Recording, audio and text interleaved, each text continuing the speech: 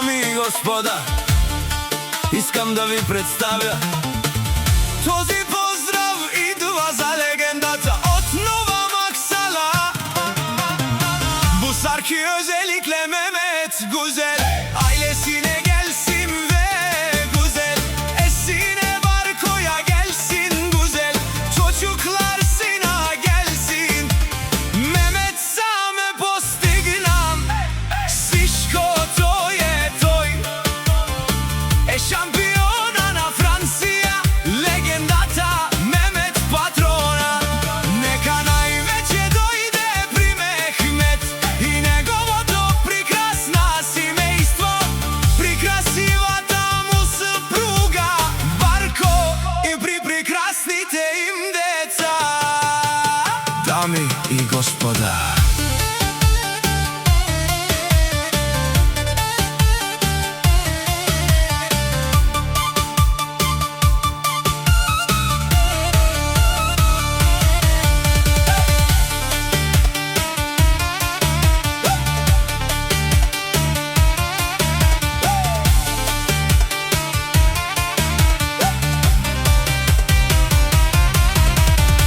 искам да ви представя.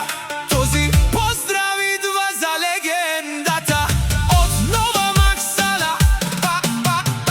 Busarki özellikle Mehmet Güzel. Ailesine gelsin ve güzel. Esine Barko'ya gelsin güzel.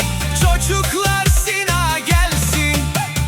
Mehmet Same Postignan. Sişko Toye Toy. Şampiona na Francija. Legendata Mehmet Patrona. Neka najveće dojde pri Mehmet i njegovo to prekrasna semejstvo.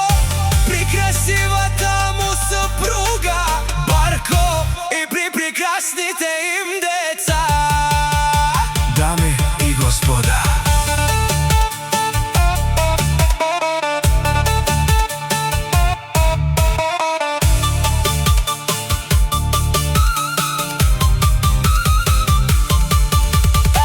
искам да ви представя.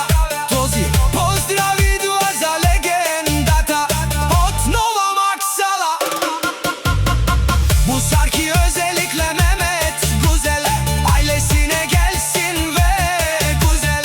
Esine Barko'ya gelsin güzel. Çocuklar Sina gelsin.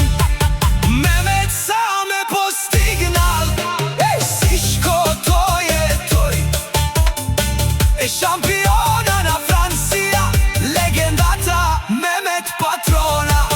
Neka najveće dojde pri Mehmet i njegovo to prekrasna semejstvo. Прикрасивата му съпруга Барко и при прекрасните им деца.